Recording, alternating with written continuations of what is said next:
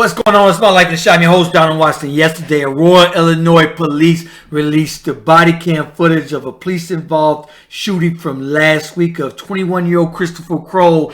The good thing in this, the young man did survive. They are charging him with attempted murder. I'm going to bring you guys the story. I'm going to bring you guys that video. This is from what I found on Facebook. I believe this to be the young man, 21-year-old Christopher Cross. 21 years old, out of Aurora, Illinois. Family members posted this. Good afternoon. I'm asking you guys to pray for the family and my little brother Christopher. Please, if you can help, anything will help. Everybody got something to say into the stairs. If you can help, cool. If not, keep it moving. Pretty much in so many words. All right. So his family posted that, and that was the picture that I found on Facebook. I'm going to bring you guys the story, but I want to bring you guys the video. And so much do we talk about police shootings. In this particular case, the police did everything right. Let me tell y'all something. If it's wrong, I'm gonna call it wrong. If it's right, I'm gonna call it right. Nobody's saying that the police is wrong in this particular case. But I did video where I covered police shootings, and I'm like, and the first thing they do is get on the ground, boom, before they even say anything. Check out the video. And what's happening is he's going. So I cannot show you guys the news footage or their audio, but they narrated. His grandmother had to call the police on him, and he has a history of mental illness. A lot of activists want the police to have mental health officers in the police station answering 911 calls. However, there's got to be some type of solution where they can see history of mental illness. Somebody mentally ill lives here. Caution officers, somebody mentally ill will be at this scene. All right. But I can't see it from an officer's perspective too, because the grandmother called saying he was threatening family members in the house with knives. Now, they cannot, when he came out, they can't let him go back in, because if somebody gets killed, now that's a lawsuit for the police saying, hey, y'all let him come out and y'all just let him walk back in. So it's a catch-22 in that particular. But it's got to be heartbreaking for family members to have to call the police or somebody that's mentally ill. So, you know, they was letting family members out the garage. He came out the garage. That's a paintball or a stun gun to hold him off. And he got shot in the back, turned around with two knives, charging full speed at him. All right. In this, the police did everything they could. Non-lethal weapon when they first got there. So the full video is 18 minutes long. When the police got there, they went to the front door and they was asking them, hey, man, we're here to help. Put down the knives. You got kids in there. You got a kid in there. Please put it down. They helped people out the garage while they was talking to him in the front. He closed the door, came out that front, and that's when that happened. They're going to say the video arrives to contact 21-year-old Christopher Cross in the front door of his residence. Officer repeatedly asked him to drop the weapon. Not making progress at the door, family members went out through the garage.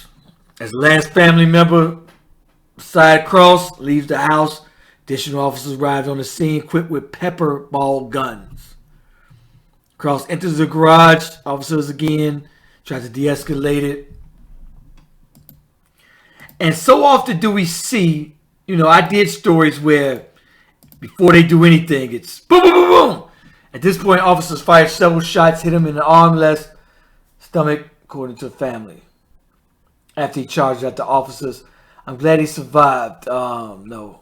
Officers immediately cuffed him and protocol, rendered aid to him. Family told you in. They didn't have anything to say.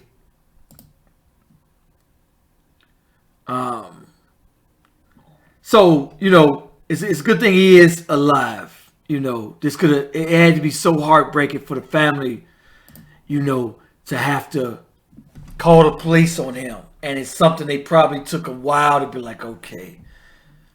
And it's probably something they had to do at the end of the day. And you could tell they probably really, really didn't want to. So you can hear the grandmother, they released her 911 call and she was saying that he's threatening people and saying that, hey, I'm gonna kill everybody. Also, South Suburb Matson man is facing felony charge. This is, I did so many stories on DUI related crashes that ended resulting in death. Young men, especially young men, young women, anybody. This can happen to anyone. You go to a sports bar, watch the football game, watch, go to your partner's crib, go to a club, have a few drinks, and you probably straight. But if you get into an accident, DUI. If you blow over that .08, it's a DUI. This particular incident, he's facing multiple felony charges. Listen to his name is Marcus Holmes, 39, was charged with 5 felonies, including armed habitual criminal. I have no idea what that is. I'm going to try to look that up later. Armed habitual criminal, I have no idea what that is, but aggravated DUI resulted in death and aggravated DUI causing bodily harm. DUIs are very serious, y'all. They are not playing. The average first DUI is at least $25,000. Firefighters who were treating Holmes at the scene discovered, and he's saying firefighters who were treating him at the scene discovered a handgun on him. I don't know how the firefighters discovered it. Hold on, homie. Are we trying to search me, firefighter? What? Hold on. Cook County State Search charged Holmes with 1 count of armed habitual. January 4th released. So they charged him at first with armed habitual criminal. Then after investigation, officers came back with a warrant for aggravated DUI resulting in death. I'm guessing they was waiting on some type of blood work. He probably, I'm wondering if they had to come back, because you can refuse a breathalyzer. Like, nah, don't take it. And they can still charge you right there for DUI. But they probably waited.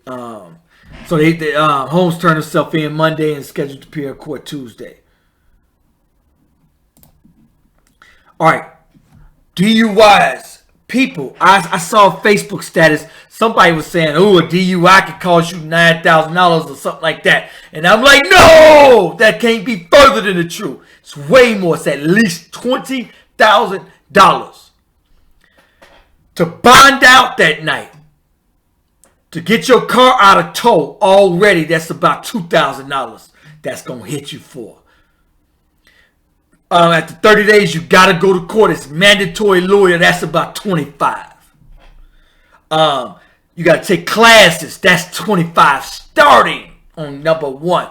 You got to have that machine in your car. That's, I think, $15. You got to take victim impact panels. You got to get the special license. Then they mandate certain insurance that's over $300 something a month. Then it's the reinstatement fee. It's the fine. It's the DUI fine at the end. You're looking at about 25 racks at least. That's number 1. Number 2 and 3 are felonies. Longer classes, longer punishment, longer everything. And it does not come off your record. It's dangerous, people.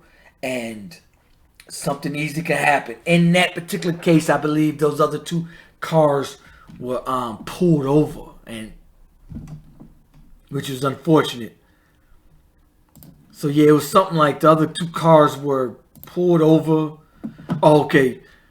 They said the crash happened January 22 by 1:51 a.m. on northbound I-94 on 51st Street, Chicago. Holmes was driving a Honda where he allegedly struck 2 vehicles, Ford and a Mercury, that had stopped to check on a previous crash vehicle. According to police, 2 occupants. Let me tell you something. That's why, man, I saw several crashes. One time I stopped and there was a car on fire, and I got out filming it. And I'm like, yo, let me get back in my car. Because anybody could just run into you while you pulling over for another crash victim. And then they got hit. I'm wondering if the crash victim was a family member that got into a crash and they got to the scene to help a family member. I don't know. Tragic either way. Anyway, shout out to everybody Make sure you guys go to mylifeintheshot.com. This is where those articles are released first. I got several other articles I want to come and bring you guys. Make sure you guys like, comment. Let me know what you think about this video. Peace. See on fire, ooh, down to the wire. It's my life in the shine. Ooh, it's my life in the shine.